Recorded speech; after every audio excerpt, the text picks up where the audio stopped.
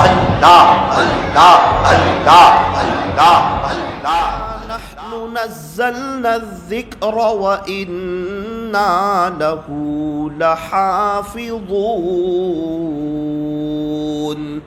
وقال اللہ تبارک وتعالی وَلَقَدْ يَسَّرْنَا الْقُرْآنَ لِلذِّكْرِ فَهَلْ مِن مُدَّكِرٍ۔ صدق اللہ مولانا العظیم۔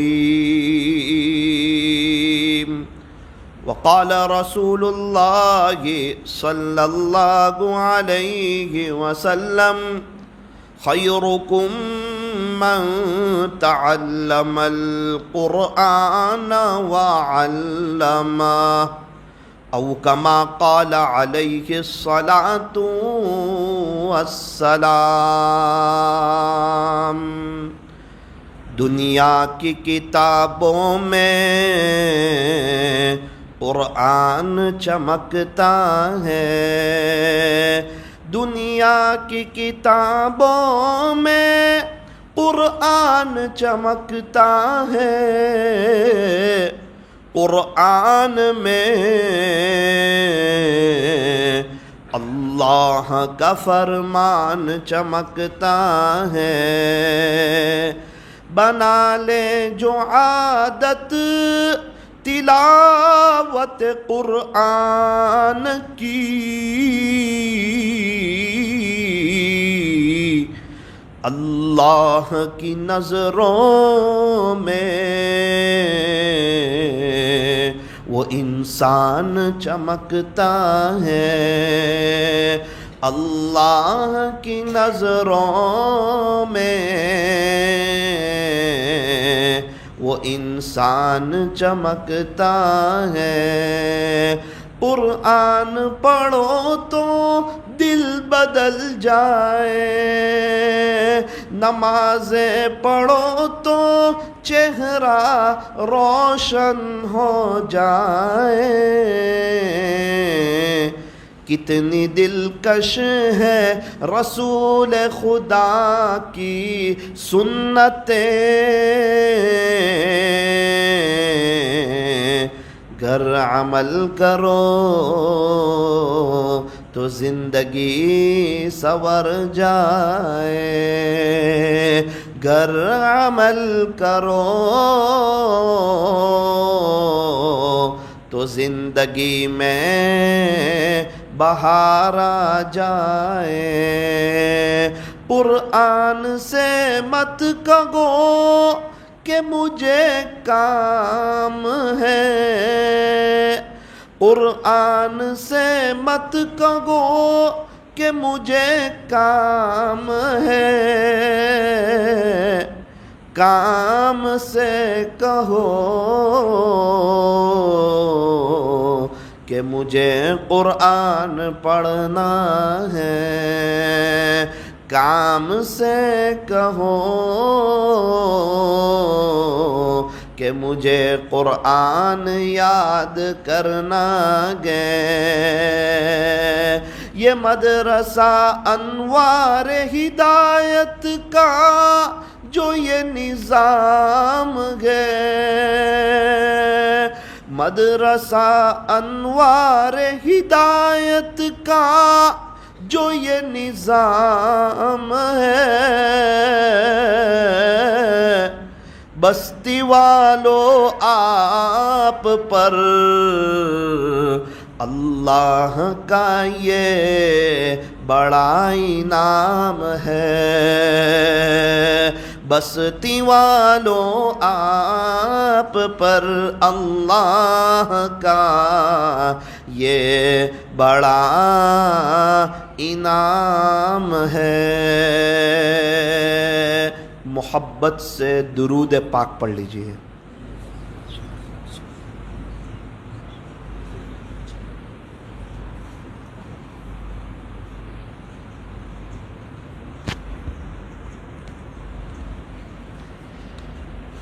بزرگان محترم، عزیز نوجوانوں، عزیز طلبہ، آج ہمارے لیے بہت ہی خوشی کا موقع ہے کہ مدرسہ انوار ہدایت میں 5 بچوں نے حفظ کی تکمیل کی ہے۔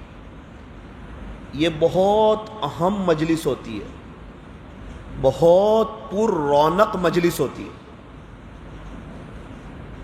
ایک بچہ جو حافظ قرآن ہوتا ہے وہ بڑی محنت کے بعد ہوتا ہے۔ صبح قرآن، دوپہر قرآن، شام قرآن، رات قرآن، قرآن قرآن قرآن قرآن۔ جس طرح آج کل ہمارے ہاتھوں میں موبائل ہوتا ہے، صبح موبائل، دوپہر موبائل، شام موبائل، رات موبائل، اپنا بزنس، اپنا کاروبار، اسی طرح یہ جو بچے حفظ کرتے ہیں صبح سے رات تک، ان کے خیالوں میں قرآن، ان کے ہاتھ میں قرآن، ان کے دماغ میں قرآن، ان کی محنت، ان کے والدین کی محنت، صبح اٹھانا، بچوں کو تیار کرنا، مدرسے میں بھیجنا، دوپہر میں بھیجنا، مغرب کے بعد بھیجنا، اور ان کے استاذوں کا وقت پر آنا اور ان کو پڑھانا اور ان کے لیے محنت کرنا اور ان کو وقت دینا اور اپنے گھر کے کام کاج کو آگے پیچھے کرنا، اور یہ زیادہ سبق سنائے تو خوش ہو جانا اور ان کا ایک پارہ ہو جائے تو دل بڑا ہو جانا۔ میرے عزیزو، میرا اور آپ کا یہاں آ کر بیٹھ جانا، سن لینا یہ آسان ہے، لیکن یہ بچوں نے جو محنت کی ہے اور ان کے استاذوں نے جو محنت کی ہے اور ان کے والدین نے جو محنت کی ہے اس کا صلہ تو اللہ ہی دے گا۔ اجتماع میں شریک ہو جانا آسان ہے، لیکن 2 مہینے پہلے پنڈال باندھنا، محنت کرنا، کوشش کرنا، اس کے پیچھے خرچ کرنا اور سارا نظام چلانا اور ساری چیزوں کو تیار کرنا اور پانی کا نظام کرنا اور موٹر کا نظام کرنا اور اسٹیج کو بنانا اور پنڈال کو لگانا، یہ سب محنت کی چیز ہے۔ اجتماع میں شریک ہو جانا آسان ہے۔ میرے عزیزو، اسی طرح ان بچوں کا رات دن پڑھنا، محنت کرنا، کوشش کرنا، قربانی دینا، صبح قرآن، دوپہر قرآن، شام قرآن، یہ بڑی محنت کی چیز ہے۔ اسی لیے یہ بچے جو ہیں، یہ 5 بچے جنہوں نے تکمیل کی ہے، ان کو ہم دل سے مبارکبادی دیتے ہیں، ان کے والدین کو بھی ہم دل سے مبارکبادی دیتے ہیں، اور ان کے اساتذہ کو بھی ہم دل سے مبارکبادی دیتے ہیں، اور اس ادارے کو بھی ہم دل سے دعا کرتے ہیں اللہ اس کو دن دگنی رات چگنی ترقیات سے مالا مال فرمائے۔ یہ جو مدرسے کے بچے ہیں نا، ان کا بڑا اونچا مقام ہوتا ہے۔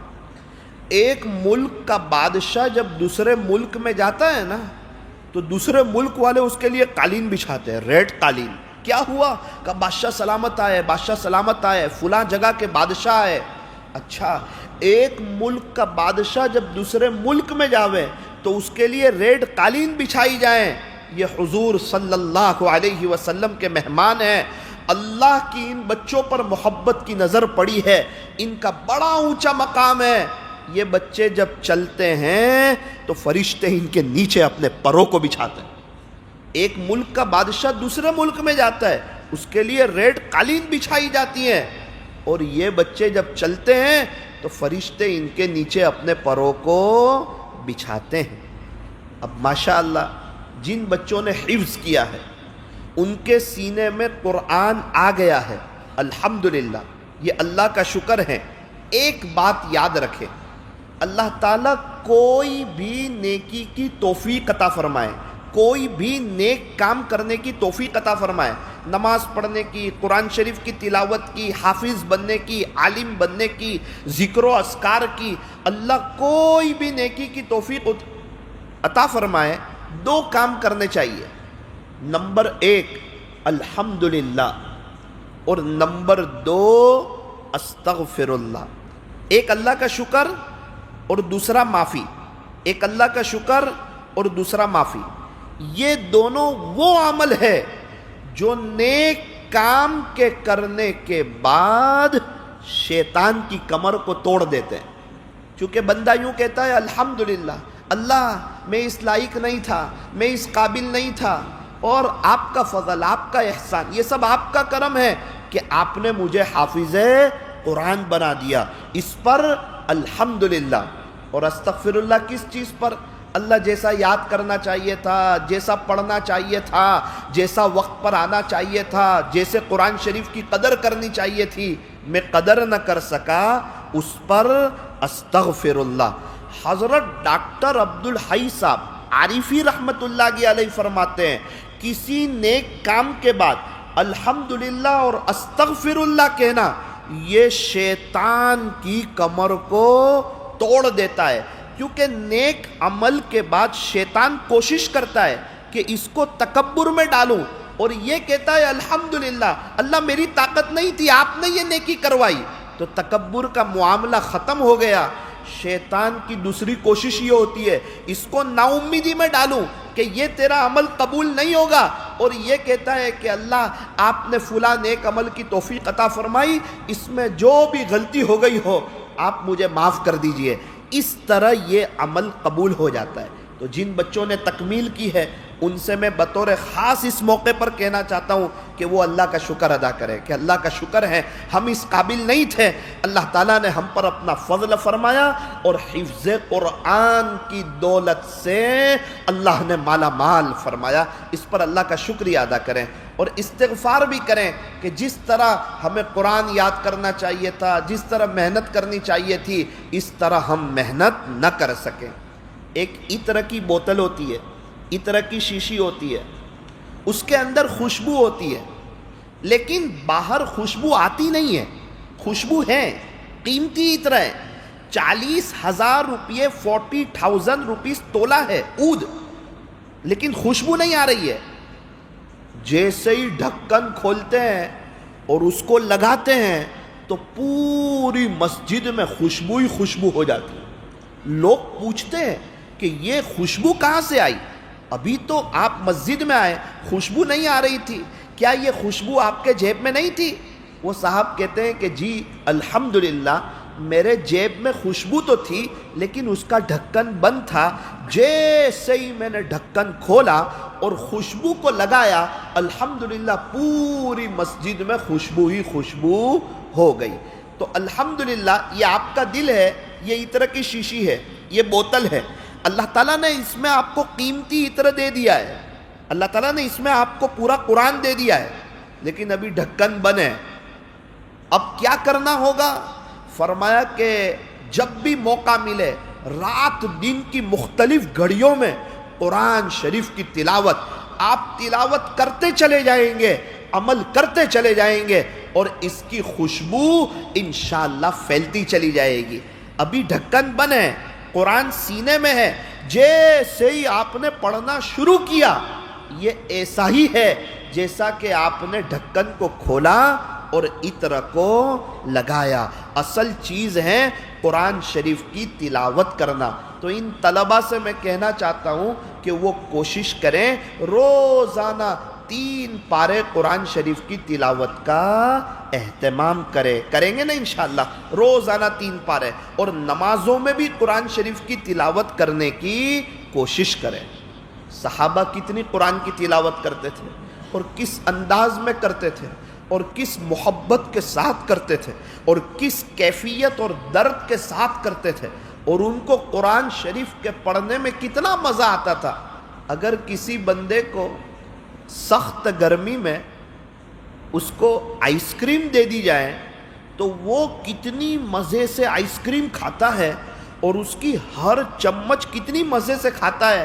صحابہ کرام اور اللہ کے نیک بندے قرآن کریم کی ہر آیت اتنی مزے کے ساتھ تلاوت کرتے ہیں، اور جس طرح گرمی میں اگر کسی کو آئس کریم دی جائے اس کا دل چاہتا ہے میں کھاتا ہی رہوں۔ یہ اللہ کے نیک بندے قرآن پڑھتے ہیں اور ان کا دل چاہتا ہے میں پڑھتا ہی رہوں۔ کسی بھوکے کو جو کھانے کا شوقین ہو شاندار کھانا دے دیا جائے وہ کس طرح کھانے پہ ٹوٹ پڑتا ہے۔ ایک تو بھوک بھی لگی ہے، شاندار اور مزیدار کھانا بھی ہے، وہ کس طرح کھانے کے اوپر لپکتا ہے۔ میرے عزیزوں، اللہ کے نیک بندے اور صحابہ کرام اس طرح اللہ کے قرآن کے پیچھے لپکتے تھے، بڑی محبت سے پڑھتے تھے اور قرآن شریف کی تلاوت کا بڑا اہتمام کرتے تھے۔ ایک صحابی تھے، ان کا گھر چھوٹا سا تھا، وہ اپنے گھر کی صحن میں تہجد کی نماز پڑھنے کے لیے کھڑے ہوئے، چارپائی پر بچہ لیٹا ہوا ہے اور قریب میں ایک گھوڑا بندھا ہوا ہے، گھر چھوٹا ہے، گھر کی صحن بڑی ہے، آنگن، اس میں تہجد کی نماز پڑھنے کے لیے کھڑے ہو رہے ہیں، چارپائی پر بچہ لیٹا ہوا ہے اور قریب میں گھوڑا بھی بندھا ہوا ہے۔ اب صحابی نے تو قرآن پڑھنا شروع کیا آہستہ آہستہ، اور قرآن شریف پڑھتے پڑھتے ان کے منہ میں رس گھولنے لگا اور عجیب اور غریب ان کی کیفیت ہو گئی، وہ زور زور سے قرآن پڑھنے لگے۔ جیسے ہی انہوں نے زور سے قرآن پڑھنا شروع کیا، ادھر گھوڑے نے بدکنا شروع کیا۔ جب گھوڑے نے ہلنا شروع کیا نا، وہ صحابی فرماتے مجھے ڈر لگی کہ چھوٹا سا بچہ ہے، چارپائی پر لیٹا ہے، معصوم بچہ ہے، کہیں ایسا نہ ہو کہ یہ گھوڑا کہیں بچے کو لات نہ مار دے، اس کی جان کا خطرہ نہ ہو جائے۔ وہ صحابی فرماتے ہیں پھر میں نے آہستہ پڑھنا شروع کیا، ابھی تھوڑی دیر آہستہ پڑھا تھا، پھر کیفیت بن گئی۔ فرماتے کہ میں نے تو پھر زور زور سے پڑھنا شروع کر دیا، مجھے تو مزہ آنے لگی اللہ کے قرآن میں، مزے کے ساتھ میں نے اللہ کا قرآن پڑھنا شروع کر دیا۔ پھر گھوڑا بدکنے لگا، پھر ڈر لگا کہیں ایسا نہ ہو کہ بچے کو لات نہ مار دے۔ وہ صحابی فرماتے ہیں اس طرح میری پوری رات گزر گئی، کبھی آواز سے پڑھتا، عجیب و غریب کیفیت ہو جاتی، گھوڑا بدکنے لگتا، پھر آہستہ پڑھنے لگ جاتا۔ خیر میں نے نماز کا سلام پھیرا تو کیا دیکھا کہ کچھ روشنی میرے سر کے قریب ہے، اور جیسے ہی میں نے سلام پھیرا تو وہ روشنی آسمان کی طرف جانے لگی۔ صحابہ کرام کی ایک خوبصورت عادت تھی، کوئی بھی نئی چیز دیکھتے تھے نا تو پیارے نبی صلی اللہ علیہ وسلم کے سامنے آ کر اپنی ساری بات رکھ دیتے تھے۔ صبح ہوئی، نبی اکرم صلی اللہ علیہ وسلم کی خدمت اقدس میں حاضر ہوئے اور اپنا سارا ماجرا بیان کر دیا۔ اللہ کے نبی پوری رات اس طرح گزری۔ اب یہ تو بات سمجھ میں آئی کہ میں آواز سے قرآن پڑھ رہا ہوں اور گھوڑا بدک رہا ہے اور ڈر لگ رہی ہے کہ کہیں بچے کو تکلیف نہ پہنچا دے، لیکن خلاصہ یہ ہے کہ ایک عجیب بات دیکھی۔ وہ کیا دیکھا؟ کہا جب میں نے سلام پھیرا نا تو کچھ روشنی میرے سر سے آسمان کی طرف دور چلی گئی۔ پیارے نبی صلی اللہ علیہ وسلم نے ارشاد فرمایا خلاصہ یہ ہے کہ یہ اللہ کے فرشتے تھے جو آسمانوں سے آپ کا قرآن سننے کے لیے آئے تھے۔ اگر آپ اسی طرح زور سے پڑھتے رہتے، یعنی جس کیفیت کے ساتھ آپ زور سے مزے لے لے کے پڑھ رہے تھے، اگر آپ کو گھوڑے کا خیال نہ کرتے اور آپ اسی کیفیت کے ساتھ زور زور سے پڑھتے رہتے تو آج مدینہ کے لوگ ان فرشتوں کو اپنی آنکھوں سے دیکھ لیتے۔ اللہ اکبر کبیرہ۔ ایک ہماری راتیں ہیں اور ایک صحابہ کرام کی راتیں تھی۔ ایک ہماری رات ہے، وہ کیسی گزر رہی ہے وہ میرے اور آپ کے سامنے ہے، اور ایک یہ صحابہ کی رات تھی، کیسی رات گزر رہی ہے۔ ساری رات تہجد کی نماز میں اللہ کا قرآن پڑھ رہے ہیں اور بڑے مزے لے لے کر کے پڑھ رہے ہیں۔ اللہ تعالی ہمیں بھی دن رات کی مختلف گھڑیوں میں قرآن شریف کی تلاوت کی توفیق اور سعادت نصیب فرمائے۔ ایک لشکر جا رہا تھا، ایک جگہ پڑاؤ ڈالا، رات کا وقت ہو گیا، مشورہ کیا بھائی سب سو جائیں گے تو کوئی ایک دو ساتھی پہرا بھی تو دے تاکہ کوئی دشمن حملہ نہ کر دے، اگر کوئی دشمن آئے تو فوراً سب کو اٹھا دیا جائے تاکہ سب کی حفاظت ہو جائے اور یوں سارے قافلے والوں کی رات کی نیند بھی ہو جائے۔ دو صحابی فرماتے ہیں کہ میرا اور ایک صحابی کے بارے میں طے ہوا کہ ہم لوگ دونوں پوری رات جاگیں گے اور پہرا دیں گے، اور یہ جتنے مسلمان ایمان والے آرام فرما رہے ہیں ان کا خیال رکھیں گے، اور کوئی دشمن ان کو تکلیف نہ پہنچانے پائے اس کی ہم حفاظت کرنے کی پوری کوشش کریں گے۔ فرماتے ہیں کہ الحمدللہ مسلمانوں کا مجمع، ایمان والوں کا مجمع، مسافر تھے، سب سو گئے۔ دو صحابی فرماتے ہیں ہم نے مشورہ کیا کہ یہ اتنے سب ساتھی ہے، ان کی حفاظت کی ہماری ذمہ داری ہے، ہمیں نگرانی کرنی ہے، رات بھر پہرا دینا ہے. کہیں ایسا نہ ہو کہ دن کے شروع رات میں تو ہم جاگ لیں اور رات کے آخری پہر میں کہیں آنکھ نہ لگ جائے. دونوں نے مشورہ کیا، ایک کام کرتے ہیں، آپ سو جاؤ، میں جاگتا ہوں، میں پہرا دوں گا، تھوڑی دیر کے بعد آپ اٹھ جانا تو میں سو جاؤں گا. اگر ایسا کوئی بھی واقعہ پیش آیا تو میں آپ سب لوگوں کو اطلاع کروں گا، آپ آرام کر لو، کوئی ایسا معاملہ نہیں لگ رہا ہے، امن و امان کا ماحول نظر آ رہا ہے. وہ صحابی بھی سو گئے. ایک صحابی پہرا دینے لگے. پہرا دیتے دیتے کافی وقت گزرا. ان کے دل میں خیال آیا کہ میں پہرا تو دے رہا ہوں اور کوئی دشمن تو نظر نہیں آ رہا ہے اور رات کا آخری وقت بھی ہے، چلو 2 رکعت کچھ نفل کی پڑھ لوں، اس کے بعد پہرا دینا شروع کروں گا. وہ صحابی اپنا واقعہ خود سناتے ہیں کہ میں نے 2 رکعت نفل نماز کی نیت باندھی، ابھی تو 2 رکعت نفل نماز کی نیت باندھی اور سورہ کہف شروع کر دی. جیسے ہی سورہ کہف شروع کی تو پڑھنے میں مزہ آئی، میں پڑھتا چلا گیا. اتنے میں قریب سے ایک دشمن تھا، وہ تعاقب میں لگا تھا، وہ پیچھے لگا تھا. اس نے دیکھا رات کا اندھیرا، اس زمانے میں لائٹنگ نہیں، روشنی نہیں، وہ قریب آیا. اس نے دیکھا کہ پتہ نہیں یہ سیدھا ایک لکڑی کی طرح یا تو کوئی انسان کھڑا ہے یا کوئی درخت کا تنا ہے، سمجھ میں نہیں آتا. قافلے والوں کو پریشان کرنا ہے لیکن پہلے اس سے نمٹنا پڑے گا. اس نے ایک تیر چلایا، وہ صحابی کو زور سے آ کے وہ تیر لگا نا تو خون کا فوارہ اڑا. اللہ اکبر. وہ صحابی تو سورہ کہف پڑھ رہے ہیں، پڑھنے میں مشغول ہے. صحابی فرماتے کہ میں پڑھتا رہا.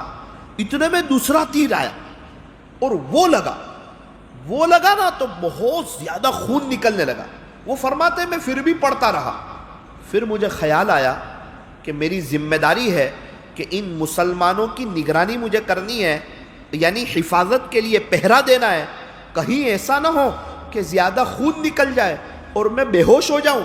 اس سے بہتر ہے کہ میں جلدی سے سلام پھیروں اور ان مسلمانوں کو جگاؤں اور دشمن سے آگاہ کروں تاکہ ان سب کی جان بچ جائے اور جو میرا منصب ہے، فرض منصبی، وہ بھی ادا ہو جائے. صحابی فرماتے میں نے جلدی سے رکوع کیا، سجدہ کیا، سلام پھیرا اور اس کے بعد اپنے ساتھیوں کو اور جو سوئے تھے ان کو جگایا اور دشمن سے آگاہ کیا اور ان کو بتایا کہ بھائی اصل بات یہ کہ میں نماز پڑھ رہا تھا، 2 رکعت نفل نماز کی نیت باندھ لی تھی اور سورہ کہف کی تلاوت شروع کر دی تھی اور سورہ کہف کی تلاوت میں بہت مزہ آ رہا تھا.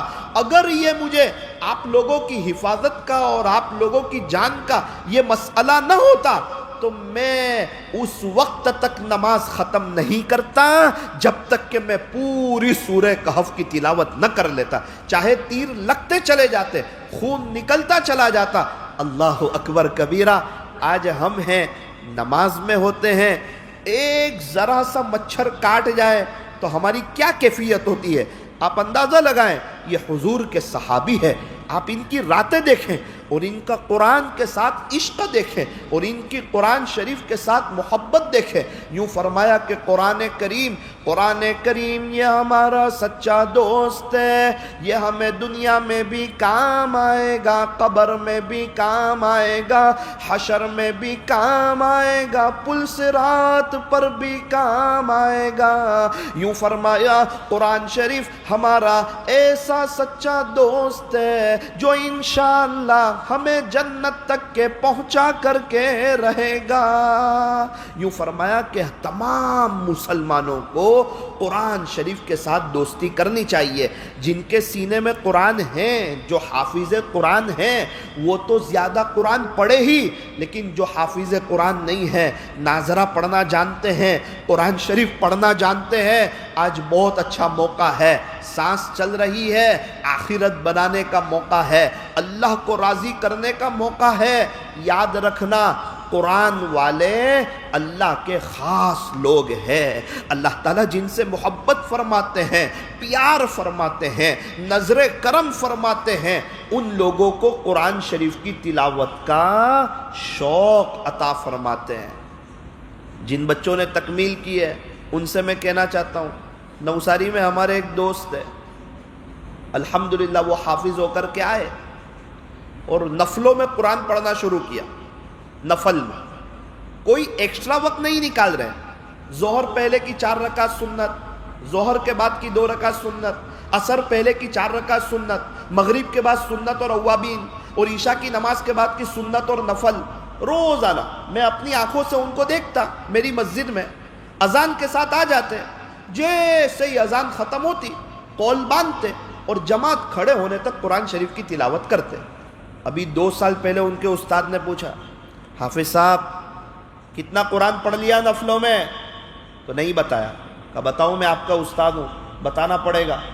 تب جا کے وہ نوجوان حافظ قرآن 22 سال کی عمر ہوگی, 22, 23, 25, وہ کہنے لگے استاد الحمدللہ اللہ کا شکر ہے میرے نفلوں میں 143 قرآن پڑھ لیے, 143 قرآن. آپ بتاؤ کیسا قرآن شریف ان کو یاد ہوگا, کتنا یاد ہوگا. یہ ہے عمل والے لوگ کہ قرآن شریف کو یاد کیا, اب قرآن شریف کی قدر بھی کر رہے ہیں, اس کا اہتمام بھی کر رہے ہیں. کیا ہم لوگ قرآن شریف کی تلاوت نہیں کر سکتے؟ کیا ہم نمازوں میں قرآن نہیں پڑھ سکتے؟ بالکل پڑھ سکتے. تھوڑا سا دل پہ لینے کی ضرورت ہے. پاؤ پارا کر کے جو نماز میں پڑھنا شروع کرے, 4 مہینے میں 1 قرآن ہو جائے گا, سال میں 3 قرآن ہو جائیں گے. اس طرح قرآن شریف مضبوط ہو جائے گا. پھر آپ دوسرے سال سے آدھا پارا پڑھے, تیسرے سال سے 1 پارا پڑھے, چوتھے سال سے 2 پارے پڑھے. یوں آخرت کی بڑے پیمانے پر تیاری ہو جائے گی. نیت کرنے کی ضرورت ہے کہ انشاءاللہ ہم قرآن شریف کو سینے سے لگائیں گے اور قرآن شریف کی تلاوت کا اہتمام کریں گے. ایک آخری بات بتاؤں, جتنے بھی اللہ والے ہیں نا, جتنے بھی نیک لوگ ہیں نا, یہ سب آپ کو عاشق قرآن ملیں گے. قرآن شریف کو ایک طرف رکھ کے کوئی اللہ کا قریبی نہیں ہو سکتا. یہ چاروں امام, امام مالک رحمت اللہ کی علیہ, امام احمد بن حنبل رحمت اللہ کی علیہ, امام شافعی رحمت اللہ کی علیہ, امام ابو حنیفہ رحمت اللہ علیہ, یہ چاروں بھی عاشق قرآن تھے. قرآن کی برکت سے اللہ نے ان کو اتنا اونچا مقام عطا فرمایا تھا. بہت قرآن شریف کی تلاوت کرتے تھے. امام ابو حنیفہ رحمت اللہ علیہ بہت پورا سال قرآن پڑھتے تھے. رمضان کا مہینہ آتا تھا, قرآن شریف کی تلاوت میں اضافہ ہو جاتا تھا. 1 قرآن دن میں پڑھتے, 1 قرآن رات میں پڑھتے. یوں رمضان میں 60 قرآن پڑھتے اور تراویح میں 3 قرآن پڑھتے. پورے رمضان میں امام اعظم ابو حنیفہ رحمت اللہ علیہ کے 63 قرآن مکمل ہو جاتے تھے, 63 قرآن. امام شافعی رحمت اللہ علیہ کتنا قرآن پڑھتے تھے؟ اپنا واقعہ خود سناتے ہیں کہ ایک مرتبہ حج ہو گیا, عرفات کا دن ہو گیا, اور میں مینا میں تھا. ایک بڑی عمر کے چچا آئے اور کہا, ارے نوجوان شخص, کہا جی میری دعوت قبول کرو گے؟ امام شافعی رحمۃ اللہ علیہ نے فرمایا جی آپ کی دعوت قبول ہے. امام شافعی فرماتے ہیں کہ وہ بڑے میاں نے دسترخوان لگا دیا اور روٹی کے سوکھے ٹکڑے اس پر رکھ دیے. میں بھی مزے سے کھانے لگا.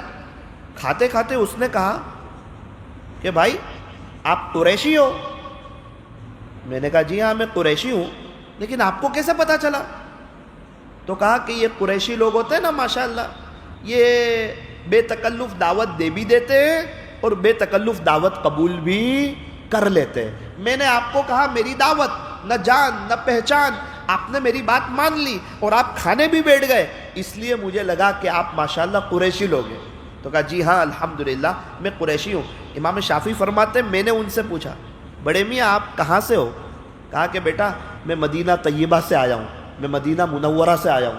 اوہ مدینۃ الرسول صلی اللہ علیہ وسلم سے آپ مدینہ منورہ سے تشریف لائے؟ کہا جی ہاں میں مدینہ منورہ سے آیا ہوں. اب مدینہ منورہ میں اس وقت بہت بڑے اللہ والے موجود تھے. امام مالک رحمت اللہ علیہ بڑے عاشق رسول, بہت بڑے فقیہ اور مدینہ منورہ کا بڑا ادب کرنے والے. امام شافعی کہتے ہیں کہ میں نے ان کے بارے میں پوچھا آپ امام مالک کو جانتے ہو؟ تو کہا بھائی امام مالک کو کون نہیں جانتا ہے, وہ تو حرم شریف میں درس دیتے ہیں اور مدینہ منورہ کا بڑا ادب کرتے ہیں اور ان کا تو بڑا اونچا مقام ہے.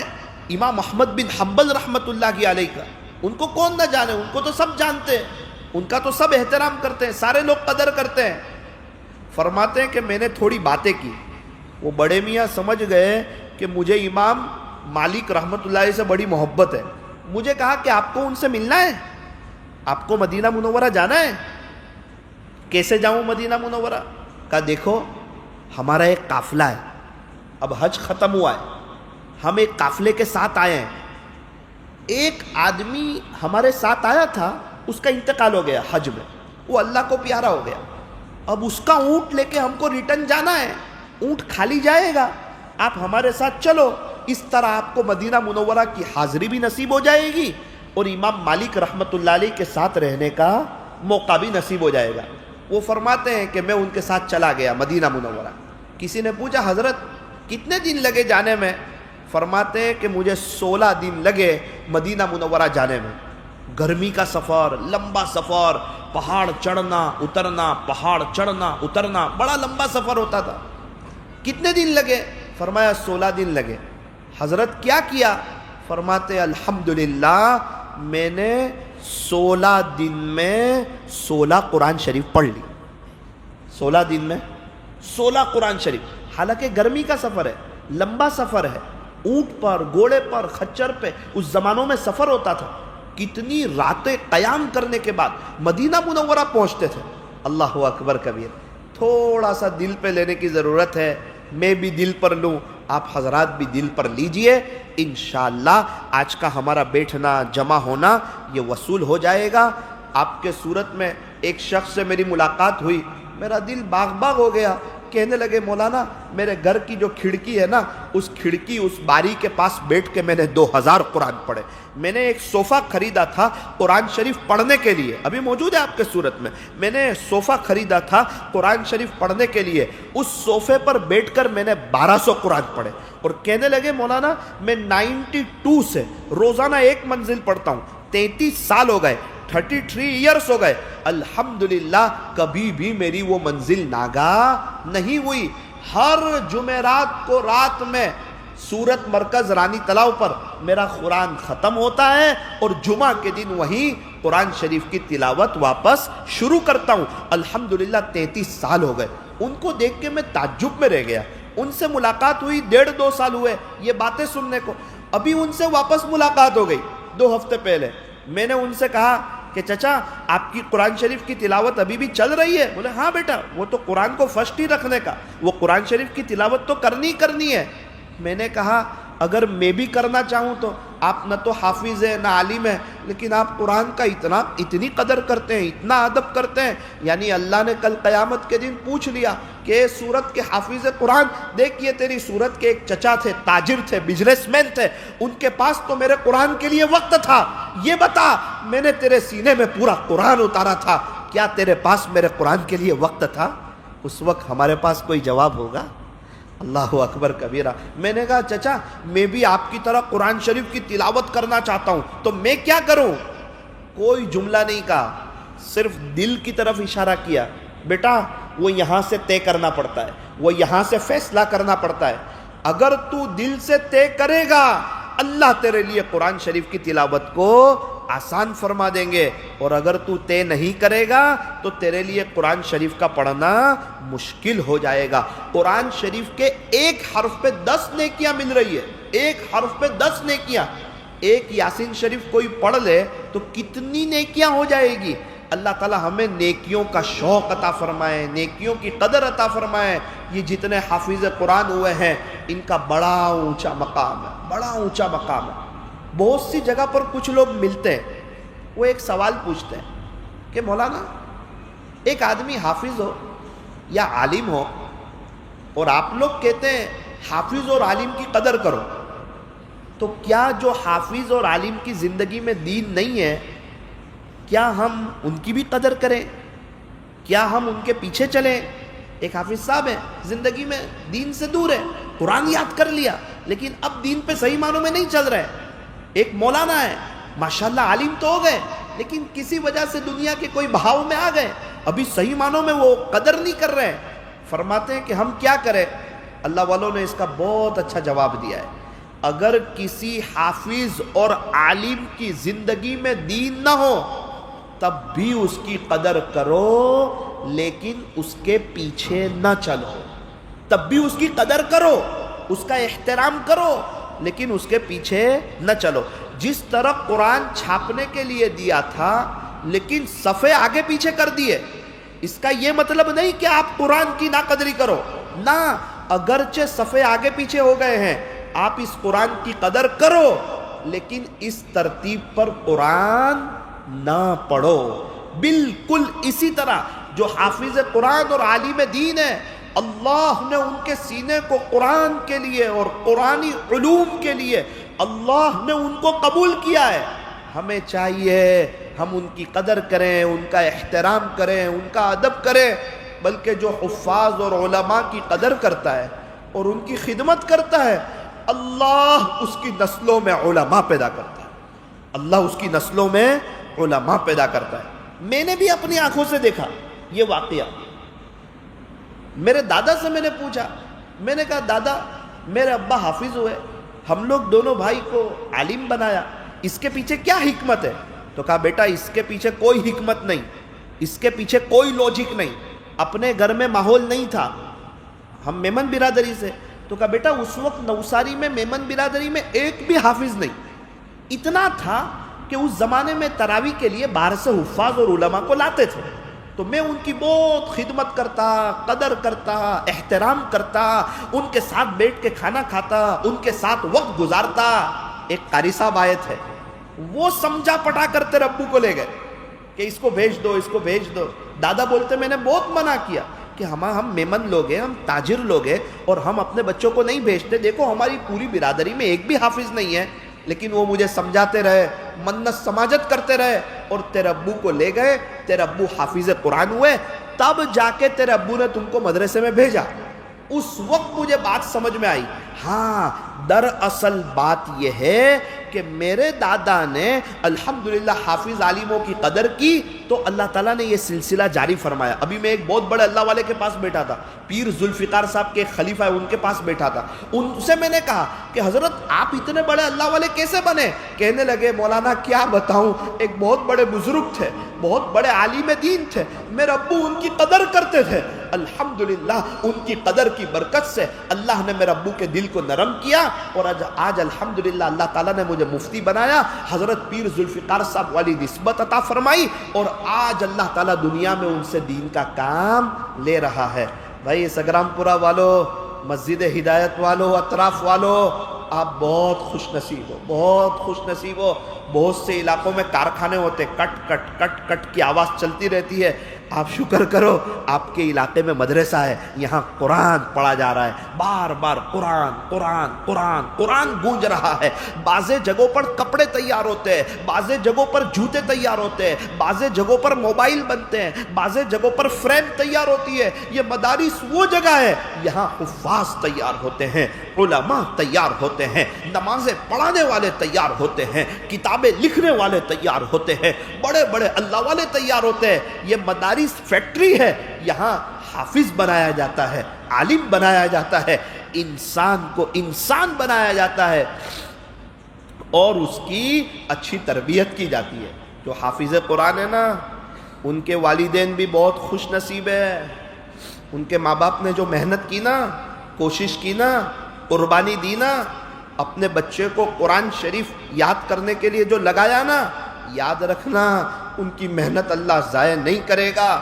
یوں فرمایا جو حافظ قرآن ہیں یا جو حافظ ہوئے ہیں، اللہ ان کے والدین کو جنت عطا فرمائیں گے. کتنی بڑی چیز ہے جنت. جنت مل گئی تو سب کچھ مل گیا. یوں فرمایا کہ جس نے ایک قدم جنت میں رکھ دیا وہ دنیا کی سب تکلیفوں کو بھول جائے گا. وہ بھول جائے گا کہ کبھی دنیا میں مجھے کوئی تکلیف ہوئی نہیں تھی. اس کو ایسا لگے گا.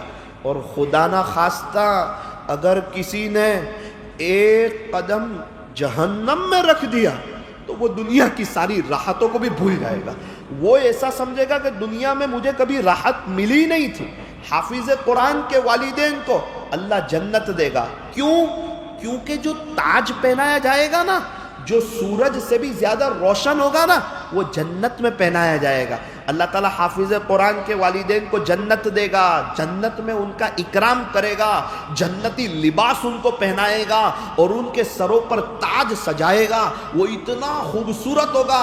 ارے لوگ دیکھتے رہیں گے۔ ان کے دو صحابہ پوچھیں گے بھائی یہ آپ کا اکرام آخرت میں، خدا کے دربار میں، جنت میں، آپ نے دنیا میں ایسا کیا کام کیا تھا؟ آپ بھی تو میری طرح سیدھے سادے تھے اور ایسا تو کچھ لگتا نہیں تھا کہ آخرت میں آپ کا اتنا اونچا اکرام ہوگا۔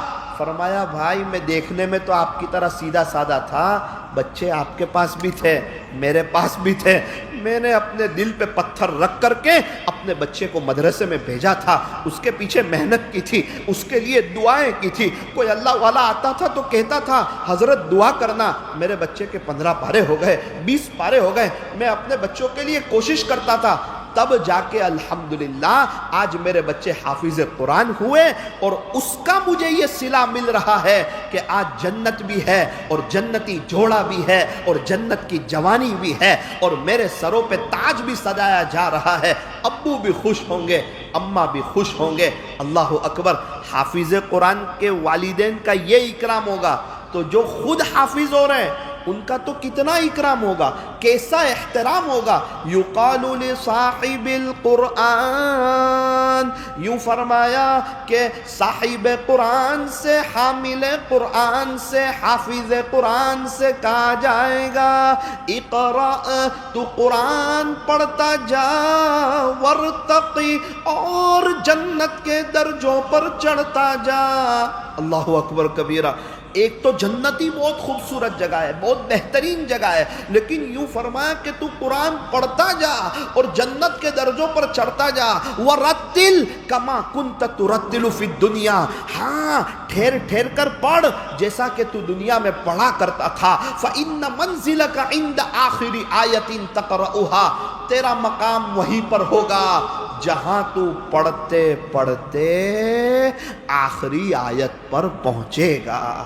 اللہ اکبر کبیرہ۔ کتنا اونچا مقام ہوگا، 6666 آیت ہے۔ حافظ قرآن تو پڑھتا ہی چلا جائے گا، جنت کا درجہ اور خوبصورت، اوپر کا درجہ جنت اور خوبصورت، اوپر کا درجہ جنت اور خوبصورت۔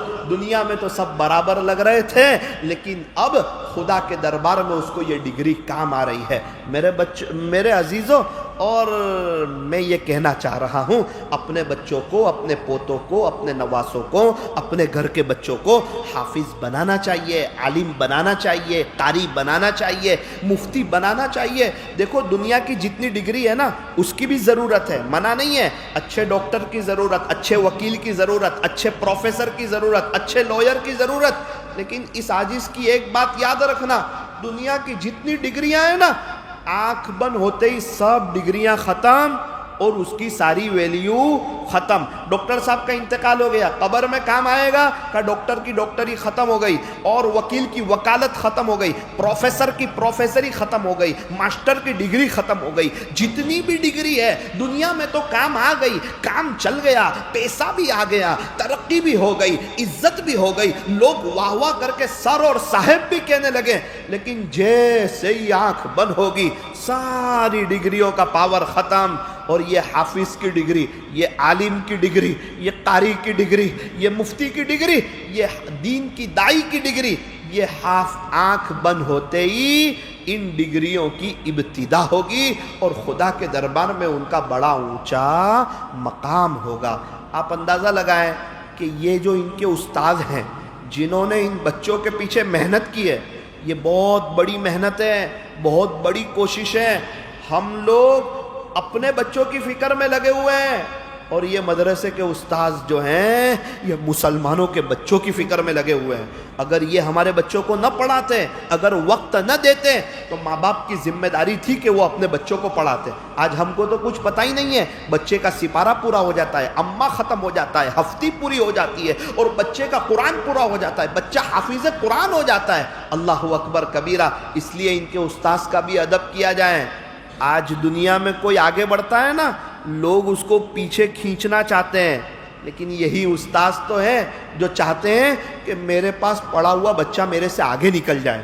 ایک باپ ہے جو چاہتا ہے کہ میرا بیٹا میرے سے آگے نکل جائے. یہ بہت مقدس رشتہ ہے, بہت پاکیزہ رشتہ ہے, اس کی قدر کی جائے.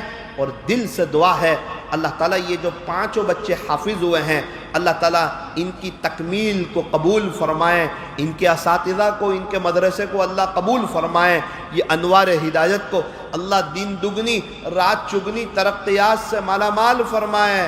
اور بستی والو, آج میرے اور آپ کے لیے بھی بہت خوشی کا موقع ہے. ختم قرآن پر دعا قبول ہوتی ہے. جب قرآن شریف ختم ہوتا ہے نا, ایک آدمی نے قرآن پڑھنا شروع کیا, 7 دن میں ختم ہو گیا, تو دعا قبول ہوتی ہے. ان بچوں نے صرف ختم قرآن نہیں کیا ہے, ایک ایک آیت کو اور ایک ایک سپارے کو پتہ نہیں کتنی مرتبہ پڑھا ہوگا, کتنی مرتبہ رٹا ہوگا, اور اس کے پیچھے کتنا وقت لگایا ہوگا, تب جا کے یہ پورا قرآن ان کے سینے میں آیا ہے. اور تکمیل حفظ کے موقع پر بھی دعائیں قبول ہوتی ہے. آج ہم اپنے دل کی باتیں اپنے اللہ کے سامنے رکھیں گے, جس کی جو جائز تمنا ہو اپنے اللہ کے سامنے رکھ دینا. اللہ تبارک و تعالی ہمارے بیٹھنے کو, جمع ہونے کو اللہ تعالیٰ قبول فرمائے, اور اللہ تعالیٰ ہم تمام کو عاشق قرآن بنائیں. تو نیت کرو انشاءاللہ کہ اپنے بچوں کو حافظ بنائیں گے نا انشاءاللہ. اور جن کے بچے حافظ ہیں وہ تو بہت خوش نصیب ہیں. ابھی یہ 5 بچے ہم سب کے سامنے اپنا آخری سبق سنائیں گے, تکمیل کریں گے, اس کے بعد انشاءاللہ دعا کی مجلس ہوگی. ذرا دھیان سے سن.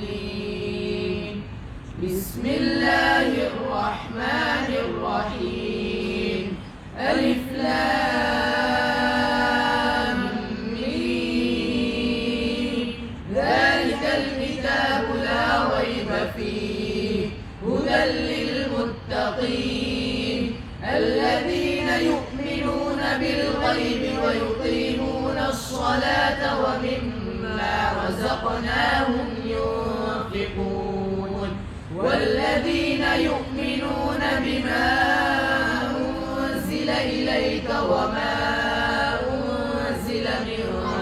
فضله وبالآخرة هم يوقنون أولئك على هدى من ربهم وأولئك هم المفلحون صدق الله العظيم.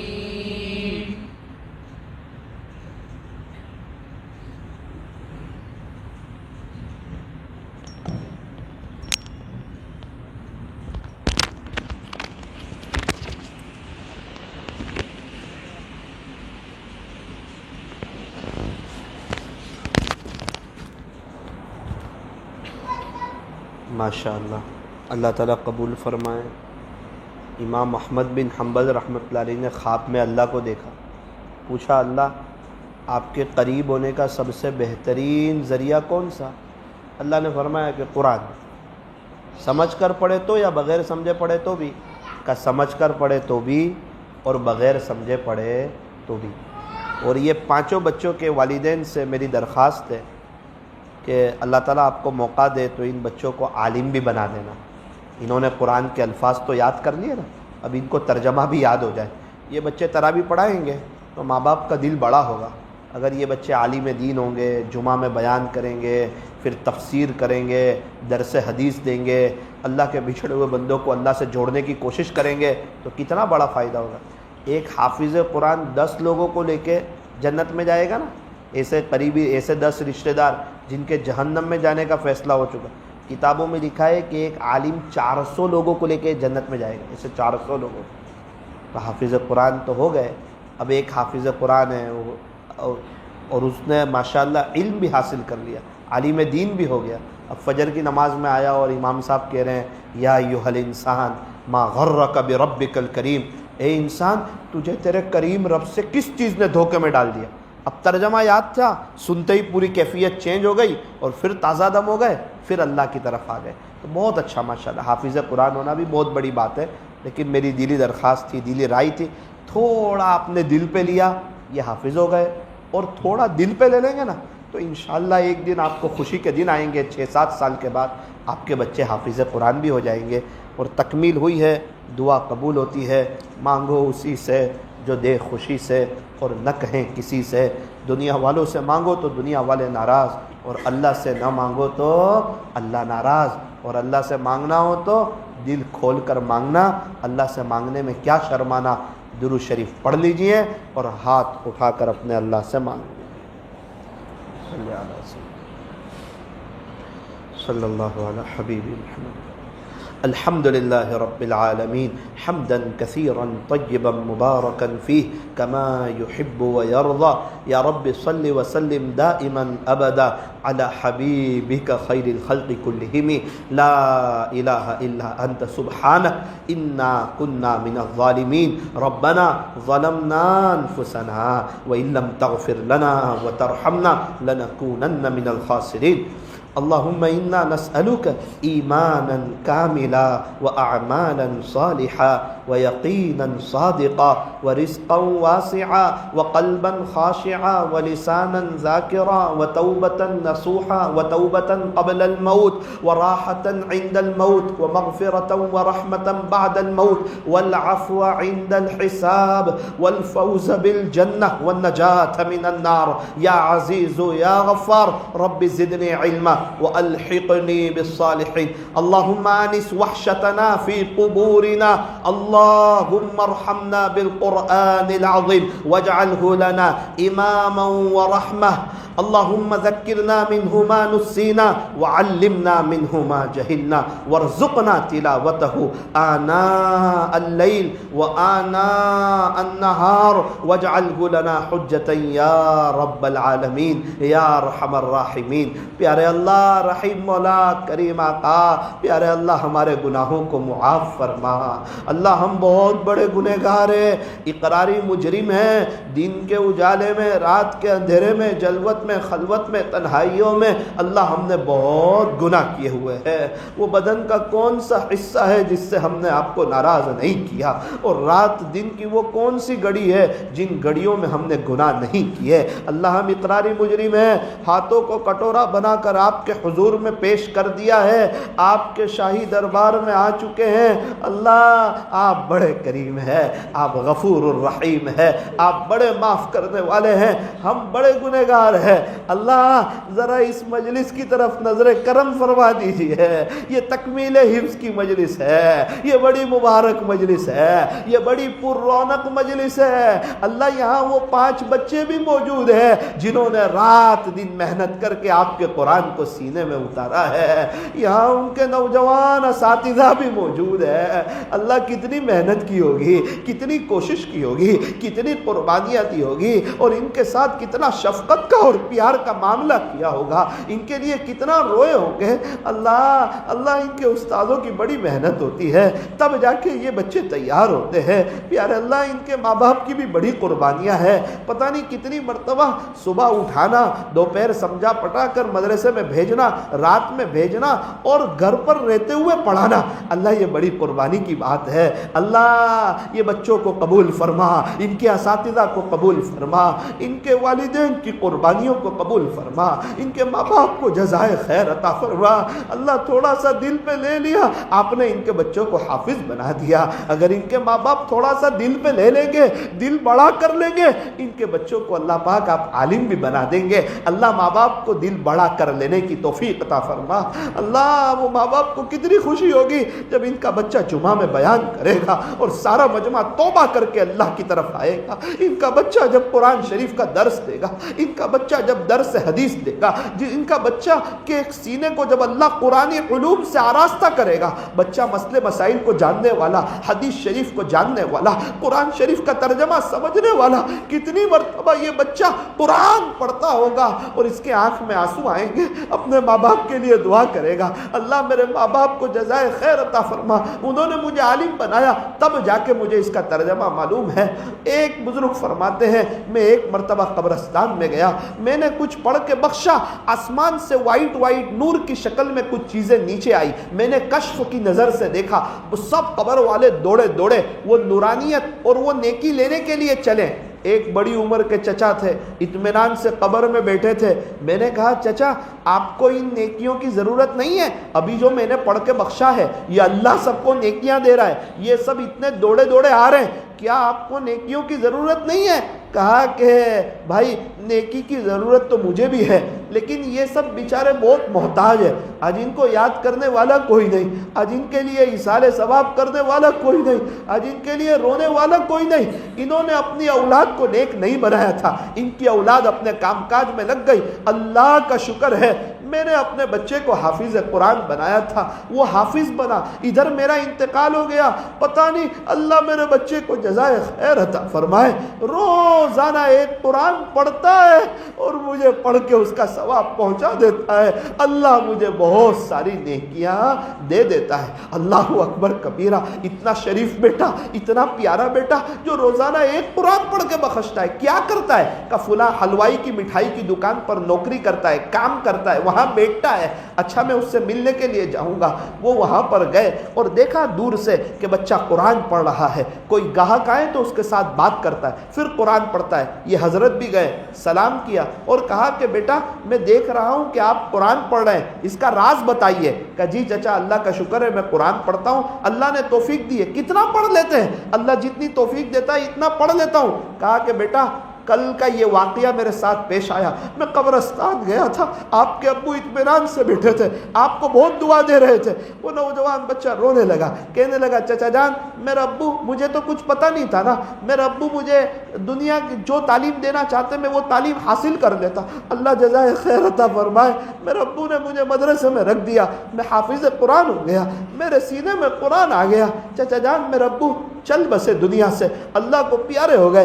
میں نے سوچا کہ اب میں میرے ابو کے لیے کیا کر سکتا ہوں، انہوں نے میرے لیے اتنی محنت کی، کوشش کی، دعائیں کی، رات دن کو ایک کیا، گاڑے پسینے کی محنت کی، کمائی کی، اور میرے ابو نے مجھے پڑھایا، اب میں ابو کے لیے کیا کر سکتا ہوں؟ فرماتے ہیں کہ الحمدللہ چچا جان میرے ابو نے صحیح فرمایا, روزانہ رات دن میں ایک قرآن پڑھ لیتا ہوں اور اپنے ابو کو اس کا ثواب پہنچا دیتا ہوں. اللہ اکبر کبیرہ. کتنے لوگ بیچارے قبروں میں سوئے ہوئے ہیں, آج ان کو پڑھ کے بخشنے والا کوئی نہیں. وہ سوچتے ہوں گے قبر میں, کاش میں نے بھی اپنے بچے کو کچھ پڑھایا ہوتا, حافظ عالم بنایا ہوتا, آج مجھے یاد کرتا, مجھے پڑھ کے بخشتا. آج میری اولاد کروڑوں روپے بھی کما لے تو مجھے کیا کام آئے گا. او میرے عزیزو, دنیا سے جانا ہے, یہ دنیا فانی ہے, یہ معمولی نہ سمجھنا. بچوں کو پڑھایا اور پڑھ لیے اور حافظ ہو گئے, نا نا نا نا, یہ آپ کو دنیا میں بھی کام آئیں گے, یہ بچے آپ کو قبر میں بھی کام آئیں گے, یہ حافظ بنانا آپ کو پلسرات پر بھی کام آئے گا. ارے جنت میں بھی باقاعدہ آپ کا اکرام ہوگا, جنت اللہ آپ کو دے گا, ماں باپ کو اللہ جنتی جوڑا پہنائے گا, ایسا خوبصورت تاج پہنائے گا, یہ سگرام پورا اور مسجد ہدایت کے اطراف والے دیکھتے رہ جائیں گے. او ہو کیا اکرام ہو رہا ہے ماں باپ کا. اور اللہ ان حافظوں کے صدقے طفیل اللہ ہمیں بھی قرآن شریف پڑھنے کی توفیق عطا فرما. مدرسہ انوار ہدایت کو دن دگنی رات چگنی ترقیات سے مالا مال فرما.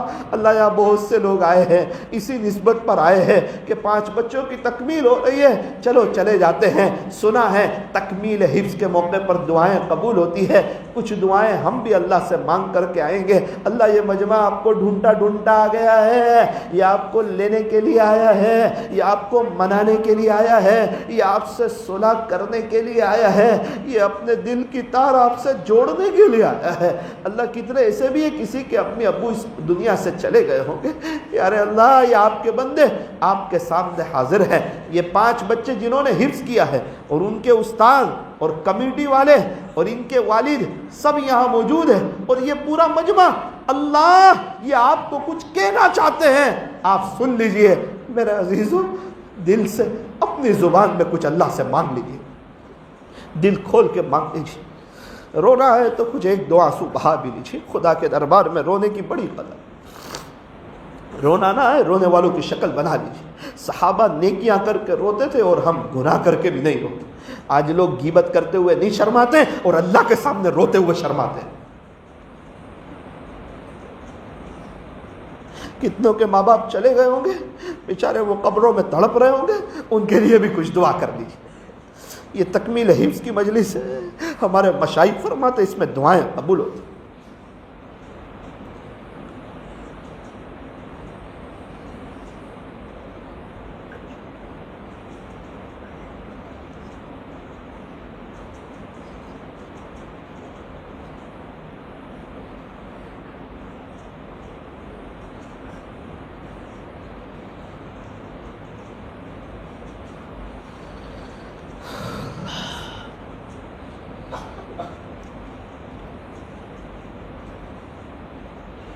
پیارے اللہ ہمارے بیٹھنے جمع ہونے کو قبول فرما, ہم میں سے ہر ایک کی جائز تمناؤں کو پورا فرما, ہماری پریشانیوں کو دور فرما, بار بار مکہ مکرمہ اور مدینہ منورہ کی مقبول حاضری نصیب فرما. مرنے سے پہلے ہمیں سچی توبہ کی توفیق عطا فرما.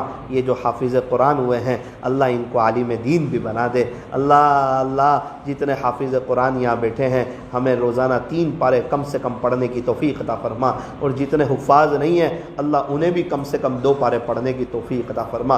ہمارے نوساری میں ایک چچا تھے, روزانہ 6 پارے پڑھتے تھے. جمعہ کے دن 12 بجے مسجد میں آئے, قرآن پڑھنے لگے. 1:45 بجے قرآن شریف پڑھتے پڑھتے اپنی پیشانی کو قرآن کے اوپر رکھا اور اللہ کو پیارے ہو گئے. جیسی زندگی ہوتی ہے نا ویسی موت ہوتی ہے. مجھے ڈر لگتی ہے کہیں ایسا نہ ہو کہ ہم موبائل کے اوپر اپنی پیشانی کو رکھیں اور کہیں اللہ کو پیارے نہ ہو جائے. اللہ اس مجلس کی برکت سے ہم تمام کو حافظ قرآن بنا دے, عالم قرآن بنا دے, عامل قرآن بنا دے, عاشق قرآن بنا دے, ناشر قرآن بنا دے, مفسر قرآن بنا دے. اے اللہ ہمیں قرآن کے ساتھ جوڑ دے. سنا ہے آپ جس سے پیار کرتے ہیں اس کو قرآن کے ساتھ جوڑ دیتے ہیں. قرآن والے آپ کے خاص لوگ ہیں. اللہ ہم سب آپ کے قریب ہونا چاہتے ہیں, اور آپ نے امام محمد بن حنبل رحمۃ اللہ علیہ کو خواب میں فرمایا میرے قریب ہونے کا سب سے بہترین ذریعہ قرآن ہے. اللہ قرآن کا پڑھنا بھی عبادت ہے, اس کو دیکھنا بھی عبادت ہے, اس کو چھونا بھی عبادت ہے, اس کا پڑھانا بھی عبادت ہے, اس کو سننا بھی عبادت ہے, اس کو سنانا بھی عبادت ہے. یہ آپ کا کلام ہے. اللہ ہمیں قرآن مجید سے جڑ جانے کی توفیق عطا فرما. سنا ہے جب آپ کسی سے ناراض ہوتے ہیں روٹی بوٹی مکان زمین جائیداد نہیں چھینتے ہیں, قرآن شریف کی تلاوت سے محروم کر دیتے ہیں۔ صلی اللہ تعالی علی خیر خلق محمد وآلہ واصحابہ اجمعین برحمتک یا ارحم الراحمین۔